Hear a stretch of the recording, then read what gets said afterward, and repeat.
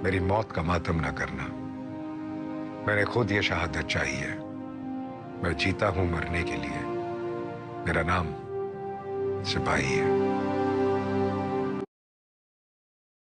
दोस्तों, भारत एक ऐसा महान देश है जिस पर हमारी सारी आवाम जान छिड़कती है। यहाँ का बच्चा बच्चा अपने देश के प्रति बहुत गर्व महसूस करता है। वहीं कुछ ऐसे हजारों वीर हैं जो अपने देश के लिए हद से गुजर चुके हैं, जिन्हें शायद हम जानते भी ना हो, और वो बिना किसी लोभ के बस अपने देश से प्यार करना जानते हैं। लेकिन इन वीरों को हमें जानना जरूरी है, और ऐसे ही कुछ वीरों की कहानी पर तैयार की गई है film Bhuj the pride of India, जिसके बारे में आज हम बात करेंगे कि कौन थे वो वीर और क्या था भुज का इतिहास, जिसे जानकर आपका सीना गर्व से चौड़ा हो जाएगा। तो इस वीडियो को पूरा जरूर देखना, और आपसे रिक्वेस्ट है कि लाइक और सब्सक्राइब करके बेल आइकन को दबा देना, ताकि आने वाली वीडियोस भी आप तक पहुंच सके। दोस्तों, भारत ने इतिहास के पिछले 10,000 सालों में किसी देश पर पहले हमला नहीं किया, लेकिन आजादी के वक्त सन 1947 में गलती हुई थी और किसी बात के चलते भारत के टुकड़े कर दिए गए, पाकिस्तान, भारत और ईस्ट पाकिस्तान। और इस गलती की सजा भारत आज तक भुगत रहा है। पाकिस्तान बार बार भारत पर पीठ पीछे वार करता है और फिर बिल में जाकर छुप जाता है, और ऐसी ही एक गलती उसने 1971 में की थी। भारत और पाकिस्तान में युद्ध हुआ था और भारत ने पाकिस्तान को हरा दिया था। आपको बता दूं, भारत ने इस युद्ध में एक रिकॉर्ड होल्ड किया था, जिसमें भारत ने अब तक की सबसे बड़ी 90,000 पाकिस्तानी फौज को हरा दिया था, और ये दुनिया की सबसे बड़ी जीत रही है। इसी युद्ध में गुजरात बॉर्डर के भुज नाम के एक स्थान की कहानी है, Bhuj the pride of India. Film में अजय देवगन एयरफोर्स के स्क्वाड्रन लीडर विजय कुमार कार्णिक का रोल कर रहे हैं। विजय कुमार कार्णिक ने जो कारनामा किया उसे जानकर आपके रोंगटे खड़े हो जाएंगे। इंडियन एयरफोर्स के बेस पर पड़ोसी मुल्क पाकिस्तान 14 दिनों तक बम बरसा रहा था, और इस मिशन को उसने ऑपरेशन चंगेज खान नाम दिया था।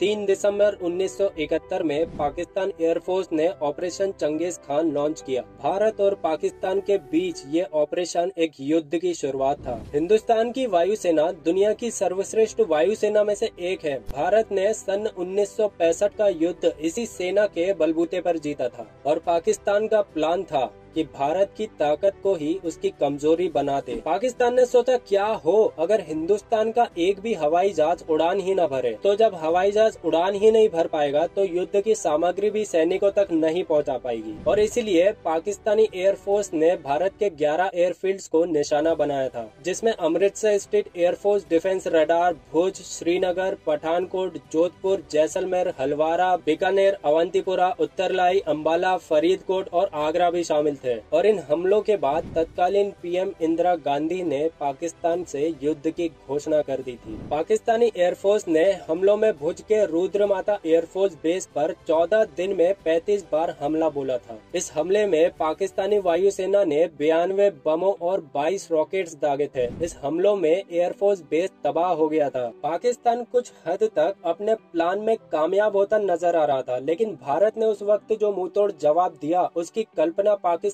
में अपने सपने में भी नहीं सोची होगी। इस एयरबेस के commander squadron leader Vijay Kumar Karnik थे। विजय कुमार कार्णिक 1962 में भारतीय वायुसेना में नियुक्त हुए थे, और 1971 आते आते उन्होंने 1965 की जंग देख ली थी, और उनके लिए युद्ध कोई नई बात नहीं थी। 8 दिसंबर 1971 की रात जब पाकिस्तान ने भुज एयरबेस पर एक ही रात में 14 बम गिरा दिए थे, जिससे एयरवेज की हवाई पट्टी तहस नहस हो गई थी। युद्ध के बीच एयरवेज चालू करना बहुत जरूरी था, जिसके लिए हवाई पट्टी के मरम्मत की आवश्यकता थी। लेकिन युद्ध में ऐसी स्थिति में टाइम कम था और मरम्मत के लिए वर्कर्स भी कम थे, और उस रात कमांडर विजय कुमार कार्णिक के धैर्य और शातिर दिमाग की परीक्षा थी। उन्होंने हवाई पट्टी के मरम्मत के लिए स्थानीय लोगों की मदद लेने का फैसला किया, और उन्होंने भुज के माधवपुर गांव के 300 महिलाओं को इस काम के करने के लिए मना लिया। एक बार आप ही सोच कर देखिए, ऊपर से बम के गोले दागे जा रहे हैं और नीचे सैनिक नहीं बल्कि गाँव की सामान्य महिलाएं काम कर रही है। इन महिलाओं को 72 72 घंटों के अंदर एयरबेस की मरम्मत करने का जिम्मा सौंपा गया था। स्क्वाड्रन लीडर कार्निक ने अपने 2 ऑफिसर और 50 वायु सैनिकों और डिफेंस सिक्योरिटी के 60 जवानों के साथ मिलकर भारी बमबारी में इस एयरफोर्स को सिर्फ 72 घंटों में फिर से ऑपरेशनल रखने का मिशन पूरा भी किया था। एयरफील्ड पूरी तरह से नष्ट हो चुकी थी, लेकिन फिर स्क्वाड्रन लीडर विजय कार्निक के नेतृत्व में फिर से तैयार हो चुकी थी, जिससे ऑफिसर और जवानों को लेकर आ रही फ्लाइट सुरक्षित तरीके से लैंड हो सकी थी। एयरफील्ड ऑपरेशनल होने के तुरंत बाद भारत ने जवाबी कार्रवाई पूरी की और 16 दिसंबर आते आते पाकिस्तान ने हथियार डाल दिए और घुटने टेक दिए। और वही सरकार की तरफ से इन 300 में से हर एक महिला को पुरस्कार स्वरूप 50,000 रूपए की नगद राशि समेत सम्मानित किया गया। इन 300 निडर महिलाओं के अलावा एक और शख्सियत है जिसका नाम है रणछोड़ दास रबारी, जिसका रोल प्ले किया है संजय दत्त ने। लेकिन इस शख्स से पहचान कराने के लिए आपको 2008 में आना होगा। आप फील्ड मार्शल मानेकशॉ को तो जानते ही होंगे। वो 1971 भारत पाकिस्तान की जंग के दौरान भारत के चीफ ऑफ आर्मी स्टाफ थे। वो इंडियन आर्मी के पहले ऑफिसर थे जिन्हें इस फील्ड मार्शल के रेंज से नवाजा गया था। 2008 में मानेकशॉ विलिंगटन हॉस्पिटल तमिलनाडु में भर्ती थे। वो बेहद ही ज्यादा बीमार थे। अर्धमूर्छित अवस्था में भी वो अक्सर एक ही नाम लेते रहते थे, पागी।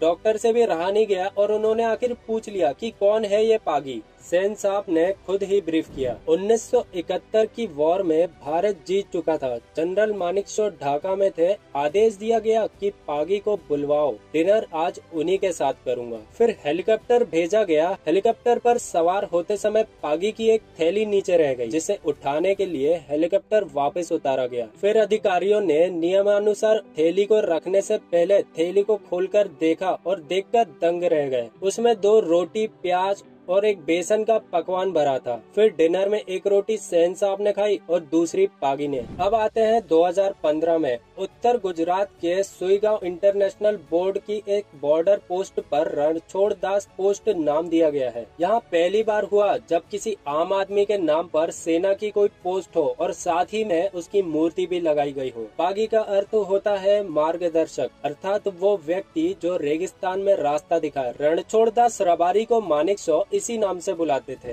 रणछोड़ दास गुजरात के बनासकांठा जिले के पाकिस्तान की सीमा में सटे एक गांव पैथापुर कथड़ों के निवासी थे। वो भेड़ बकरी और ऊंट पालन का काम करते थे। उनके जीवन में बदलाव तब आया जब उन्हें 58 वर्ष की आयु में बनासकांठा के पुलिस अधीक्षक वनराज सिंह झाला ने उन्हें पुलिस के मार्गदर्शक के रूप में रख लिया। उनमें हुनर इतना था कि ऊंट के पैरों के निशान देखकर ही बता देते थे कि उस पर कितने आदमी सवार हैं। इंसानी पैरों के निशान देखकर वजन से लेकर उम्र तक का अंदाजा लगा लेते थे। कितनी देर पहले का निशान है और कितने दूर तक गया होगा, एकदम सटीक आंकड़ा है, जैसे कि कोई कंप्यूटर गणना कर रहा हो। 1965 के युद्ध के आरंभ में पाकिस्तानी सेना ने भारतीय गुजरात के कक्षा सीमा पर स्थित विदकोट पर कब्जा कर लिया था और इस मुठभेड़ में लगभग 100 भारतीय सैनिक हताहत हो गए थे और भारतीय सेना की एक 10,000 सैनिकों वाली टुकड़ी को 3 दिन में झारकोट पहुंचाना जरूरी था। तब आवश्यकता पड़ी थी पहली बार रणछोड़ दास रबारी पागी जी की। रेगिस्तानी रास्तों पर अपने पकड़ के बदौलत उन्होंने सेना को बताए समय के 12 घंटे पहले मंजिल तक पहुंचा दिया था। सेना के मार्गदर्शन के लिए उन्हें सीएम साहब ने खुद चुना गया था और सेना के इस विशेष पद में सृजित किया गया था। पागी, जिसका मतलब होता है पैरों का जानकार। भारतीय सीमा में छिपे 1200 पाकिस्तानी सैनिकों की लोकेशन और उनकी अनुमानित संख्या केवल उनके पद चिन्हों से पता कर भारतीय सेना को बता दी थी और इतना ही काफी था भारतीय सेना को वो मोर्चा जीतने के लिए। 1971 की जंग में सेना के मार्गदर्शन के साथ साथ अग्रिम मोर्चे तक गोला बारूद पहुंचाना भी पागी के काम का एक हिस्सा था। पाकिस्तान के पालीनगर शहर में जो भारतीय तिरंगा फहराया था, उस जीत में पागी का अहम भूमिका रही थी। सेन साहब ने 300 रुपए का नगद पुरस्कार अपनी जेब से दिया था पागी साहब को। पागी को 3 सम्मान भी मिले थे। 1965 और 1971 के युद्ध में उनके योगदान के लिए संग्राम पदक, पुलिस पदक और समाज सेवा पदक। फिर 27 जून 2008 को सेन मानेकशॉ का देहांत हो गया और 2009 में पागी ने स्वैच्छिक सेवा निवृत्ति ले ली। तब पागी की उम्र 108 वर्ष की थी। जी हाँ, आपने एकदम सही सुना,